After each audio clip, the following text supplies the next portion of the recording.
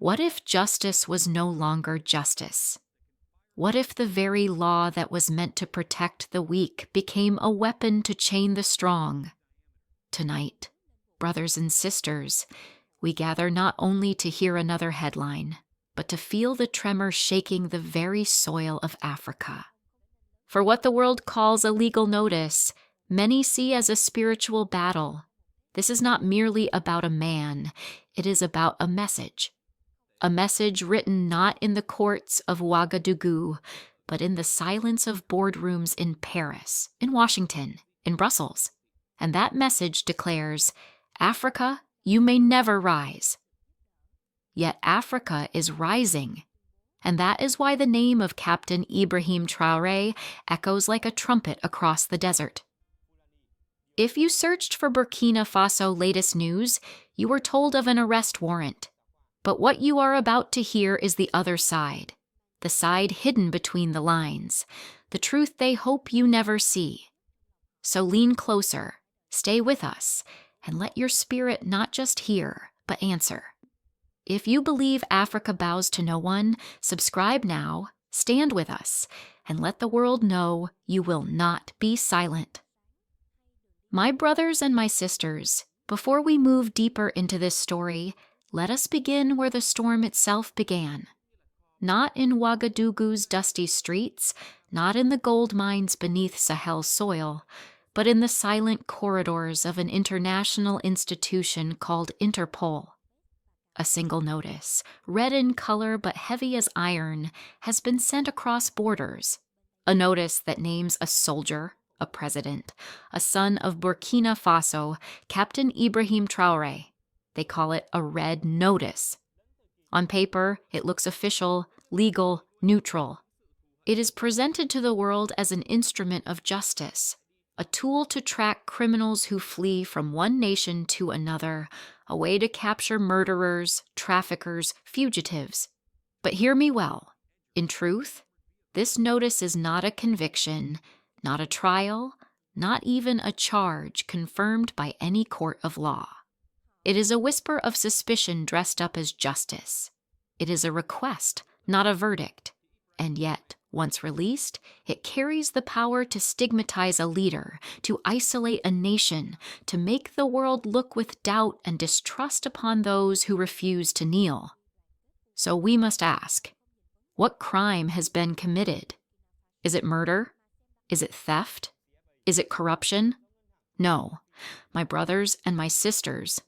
The crime named is the oldest accusation in the empire's book, the audacity to resist.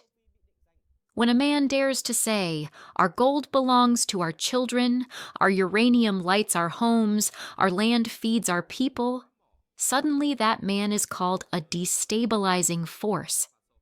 Suddenly the machinery of international policing awakens, not against those who drained the mines for centuries, not against those who enslaved millions, but against the one who says, no more. This is the paradox that shakes our conscience. For when the world was carved by colonial knives, no red notice appeared. When millions were shipped across oceans in chains, no Interpol warrant was signed.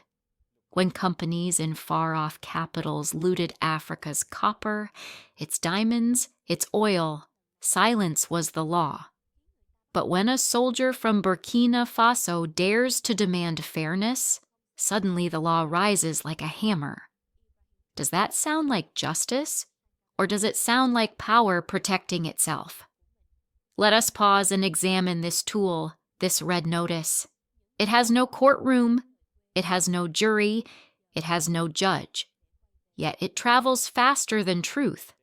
Once your name is written on it, doors close, banks withdraw, airports turn hostile, leaders hesitate to shake your hand.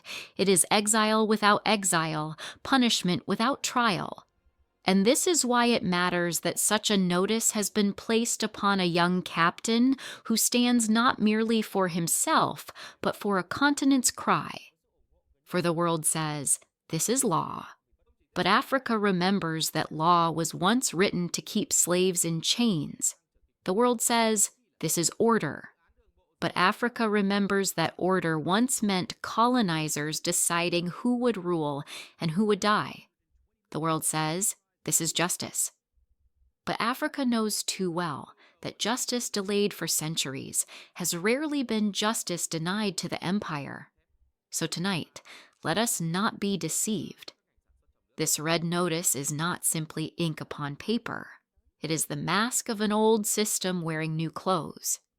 Different century, same script. They no longer send gunboats, they send legal forms. They no longer draw borders with bayonets. They redraw reputations with notices, but the aim remains unchanged. To keep Africa compliant, to punish Africa when it dares to walk on its own. And so we stand at a threshold. One nation, Burkina Faso, is told by the world that its leader is dangerous. But dangerous to whom? Dangerous to warlords or dangerous to monopolies? Dangerous to drug cartels or dangerous to the smooth flow of gold into foreign banks? Dangerous to terrorists or dangerous to the old order itself? My brothers and sisters, I tell you this, the warrant is not only a legal act, it is a message, a warning to every leader who dreams of independence. It says, do not touch the contracts, do not question the flow of wealth, do not rise above your station. Yet the question burns hotter than the desert sun. What if that message fails? Because here lies the possibility that terrifies Paris, Washington, and Brussels. What if instead of silencing a leader, the warrant awakens a people? What if instead of isolating a president, it unites a generation? What if the paper signed in foreign capitals becomes the fire that lights an African dawn? This is where we end the first chapter of our story. But hear me. The red notice is not about law alone. Behind it lies something deeper, heavier, older. It is not about guilt or innocence. It is about wealth. It is about resources. It is about the riches beneath the soil of Africa. And so I ask you, if this warrant is not about justice, then what is it really about? Could it be about gold? About uranium? About oil? Stay with me, because in the next chapter we shall uncover the treasure that fuels the storm. My brothers and sisters, we now lift the veil a little further. For behind the red notice lies not only the machinery of law, but the machinery of wealth. Let us speak plainly of what lies beneath the ground of Burkina Faso. Gold glittering in abundance, uranium glowing with potential, fertile soil that could feed a nation, and oil reserves close at hand through alliances with neighbors.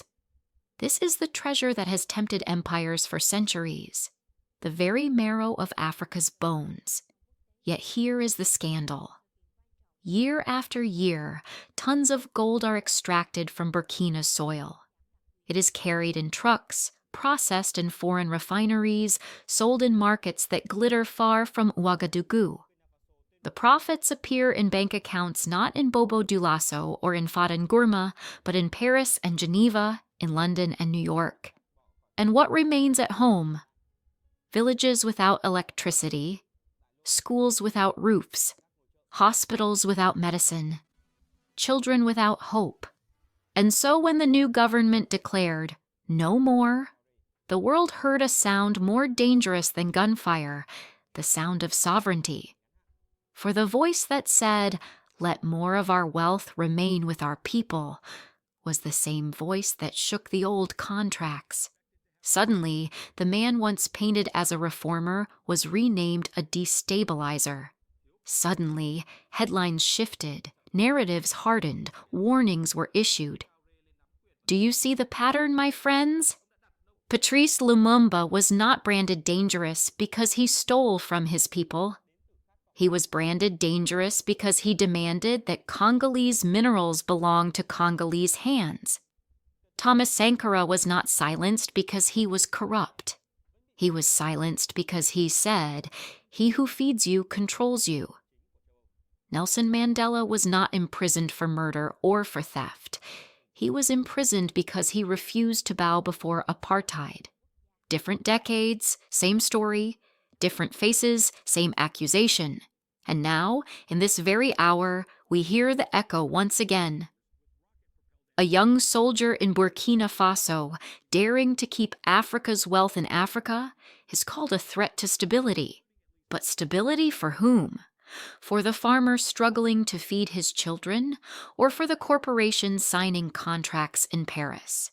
For the miner laboring in darkness, or for the bank counting profits in Brussels? For the student demanding dignity, or for the diplomats dining in Washington? The reaction from abroad has been as predictable as the sunrise.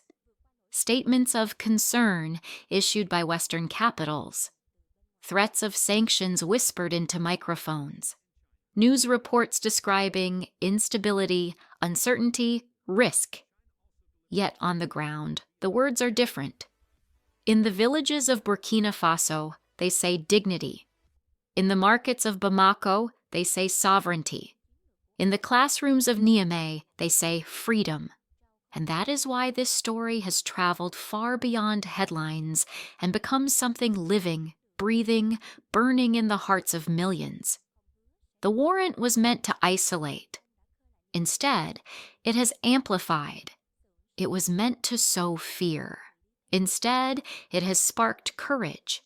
Because when a people see their leader branded criminal for defending their land, they begin to ask, who are the real criminals? Is it the one who dares to say, keep the gold for our schools, or the one who profits while the children of Africa study under leaking roofs? Is it the one who demands uranium to light African homes, or the one who lights European cities while African villages remain in darkness? The moment has become larger than one man. It has become a mirror reflecting centuries of theft, a fire rekindling the memory of every leader who stood tall, every movement that refused to bow. It is this awakening, this collective stirring that frightens Paris, Washington, and Brussels more than any soldier, more than any speech. For you can silence a man, but can you silence a continent? And now, my brothers and sisters, we stand at the edge of a question so heavy it shakes the ground beneath us.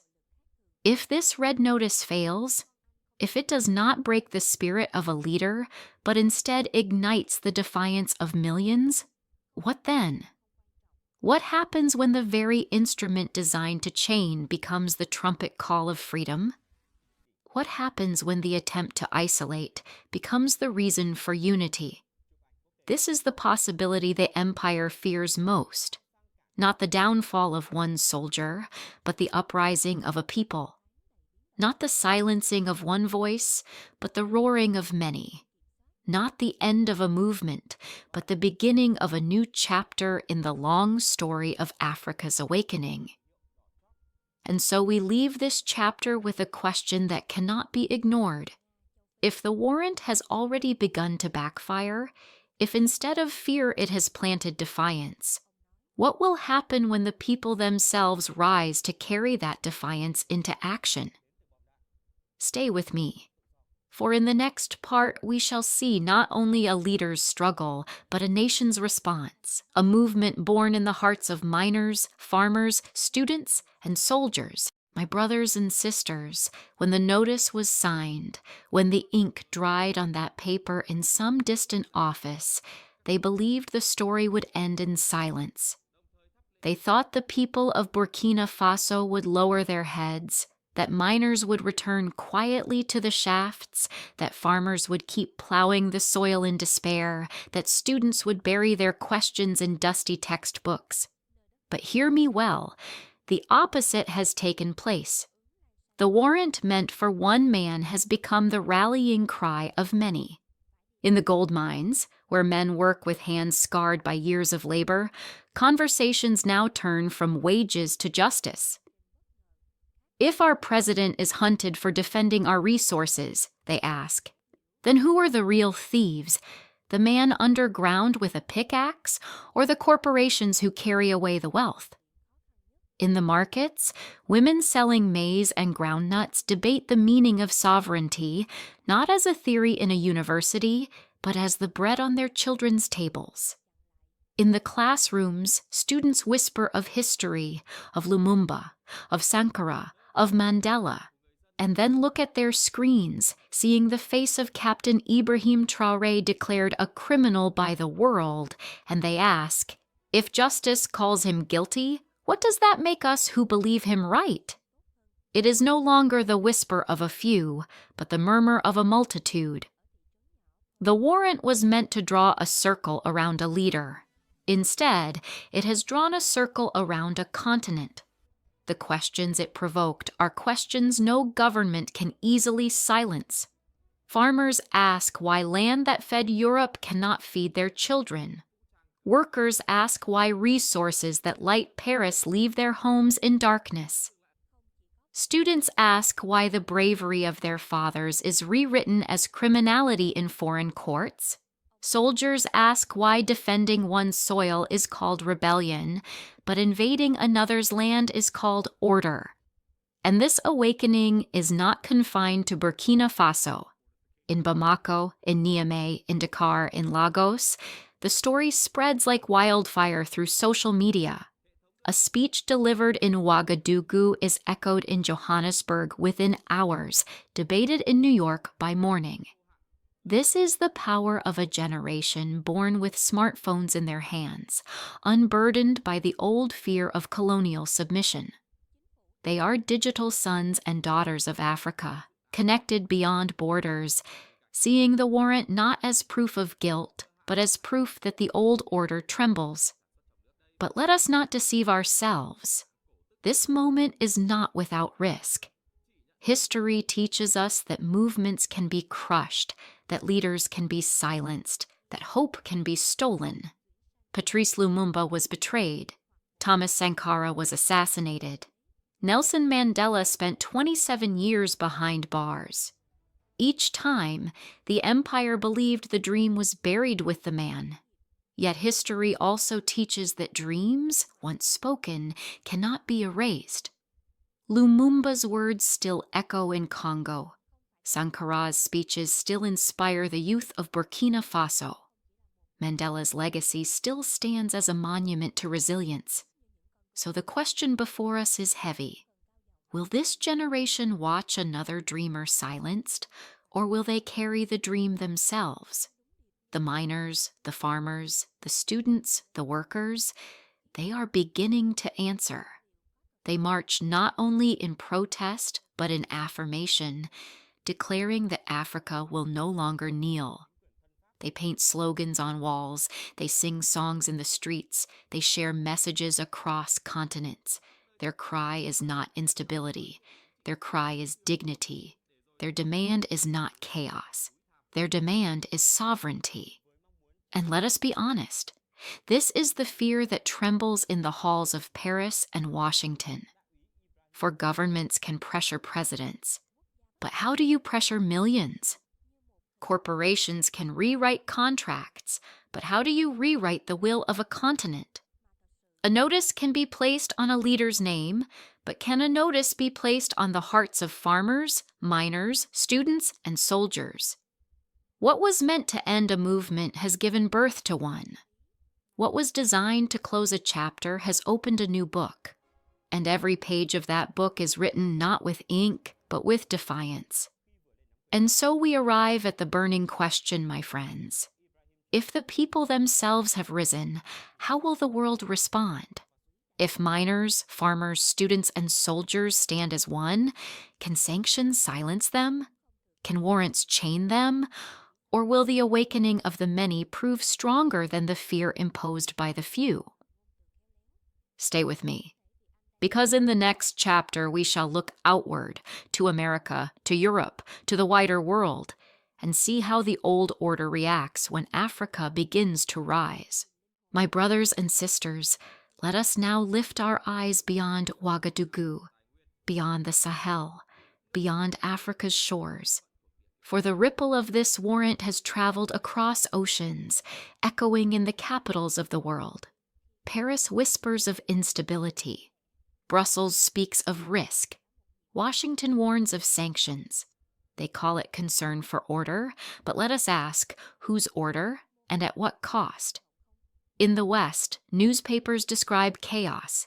Television screens show images of danger. The phrase Burkina Faso latest news is framed not as renewal, but as disruption. Yet when you listen to the voices on the ground, the words are different. Dignity, sovereignty, freedom. One story, two interpretations. For the empire, sovereignty is instability. For the people, sovereignty is life itself. And in America, the echoes are deep, deeper than many care to admit. To African Americans over 60 years old who marched in Selma, who heard Dr. King's words ring from a pulpit, who lived through redlining and voter suppression, the sound is familiar. A law that claims to be neutral, but is used to chain the innocent. A system that declares order, but delivers oppression. Does it not echo the same cry heard in Montgomery, in Birmingham, in Memphis? When justice becomes a tool of control, the oppressed learn to read between the lines. Around the globe, new alliances are forming. Russia extends a hand. China offers contracts. Turkey steps into conversations once dominated by Europe. Whether these hands are clean or not, one truth is clear. The monopoly of Western control is breaking. Africa is no longer a petitioner at the gates of empire. Africa is beginning to speak as an equal at the table of nations. This, more than any notice, is what shakes the halls of power in the West. But hear me well, my friends. The world is watching not only the leaders, but the people. If Africans unite to claim their resources, the precedent will travel. If Burkina Faso insists that its gold builds its schools, what will Congo demand? If Niger insists its uranium lights African homes, what will Nigeria declare about its oil? The tremor felt today in the Sahel may become an earthquake across the continent tomorrow. And so we pause with a question that cannot be dismissed. If fear has already begun to change sides, if the empire trembles while Africa stands taller, what will the future hold? Will the old order tighten its grip, or will it crumble beneath the weight of a continent awake? Stay with me, because in the next chapter we shall speak of the road ahead, the choices that remain, the dangers that threaten, and the hope that refuses to die. My brothers and my sisters, now we stand at the crossroads. The dust of the present storm has not yet settled, but already two paths stretch before Africa. One path is familiar, worn down by centuries of footsteps. The other is rough, unpaved, uncertain, but it leads to dignity. The first path is the path of compliance. Along this road, Africa continues as supplier, sending gold to banks abroad, uranium to fuel European lights, oil to power industries in distant lands. Along this road, contracts are signed in secrecy, debts accumulate, leaders govern with fear of sanctions. It is the road that keeps the continent dependent, bound not by chains of iron, but by clauses of law. Many will urge Africa to walk this way, for it is comfortable for those who profit, predictable for those who rule, and quiet for those who fear disruption. But the second path is the path of sovereignty. On this road, gold is not shipped away unprocessed, but used to build schools and hospitals. On this road, uranium does not leave villages in darkness, but lights African cities. On this road, oil does not enrich shareholders abroad, but drives factories at home. It is the road where contracts are written by African hands for African children in African languages. It is the road of struggle. For those who walk it will face pressure, threats, and isolation. Yet it is also the road of hope, the road that leads from dependency to destiny. And here stands a man at the crossroads, a soldier turned leader, a son of Burkina Faso. His name is Captain Ibrahim Traoré. They say he is young. They say he is reckless. They say he is destabilizing. But history shows us that those who refuse to bow are always called dangerous until the day they are remembered as heroes. The question is not whether one man can carry the burden. The question is whether millions will join him on the journey. For let us be clear, my friends, the empire will not surrender quietly. Every step on the road of sovereignty will be met with obstacles. Warrants may multiply. Sanctions may tighten. Propaganda may darken the airwaves, but each act of resistance from abroad may fuel resilience at home. Each attempt to silence may strengthen the chorus of defiance. The test will not be of one leader alone, but of a people, of a generation, of a continent. So now we look ahead. The choice belongs not only to Burkina Faso, not only to the Sahel, but to every African heart that beats with hope. Shall we accept once more the role written for us by others, or shall we write our own chapter? Shall we walk the path of quiet submission, or the path of costly freedom? And here is the cliffhanger, my brothers and sisters. Will this generation allow history to repeat itself once again, burying another dream? Or will this be the moment when Africa does not simply echo the past, but changes the course of the future? Stay with me, because in the final chapter we shall lift our voices together and declare what must be done, what must be chosen, and what must never again be accepted. My brothers and sisters, we have walked together through the storm. From the signing of a paper in faraway capitals to the echo of defiance rising in Africa's streets. From the silence of mines and fields to the roar of a continent refusing to kneel. And as we close this chapter, let us make plain the truth the empire fears most. Africa bows to no one. They called Lumumba a criminal, but history called him a patriot. They silenced Sankara, but his words still rise like fire in the hearts of the young. They caged Mandela, but the world remembers his chains as symbols of resistance, not defeat. And today, they brand Captain Ibrahim Traoré as a destabilizer. But mark my words, tomorrow, children will speak his name with pride, not because he was perfect, but because he dared to say, "Our wealth must serve our own." The headlines scream Burkina Faso latest news, as though the story were about one man and one warrant. But the deeper story is about a continent reclaiming its dignity, a people refusing to be written out of their own history. For every sanction, every warrant, every whisper of intimidation is proof that Africa's awakening is real. The more they tighten their grip, the more the truth slips through their fingers. And so we stand at a turning point. Will the future repeat the betrayals of the past, or will this be the generation that says enough? The choice is not in Paris or Washington. It is in Ouagadougou, in Lagos, in Johannesburg, in every African heart. It is also in the diaspora, in the voices of those who remember chains yet dream of crowns. So I leave you with this. Burkina Faso. Latest news is not just about a warrant. It is about will, not about paperwork, but about power. Not about law, but about liberation. And the verdict is already clear. Africa has risen, Africa is rising, Africa will rise. If you believe Africa bows to no one, type Amen in the comments.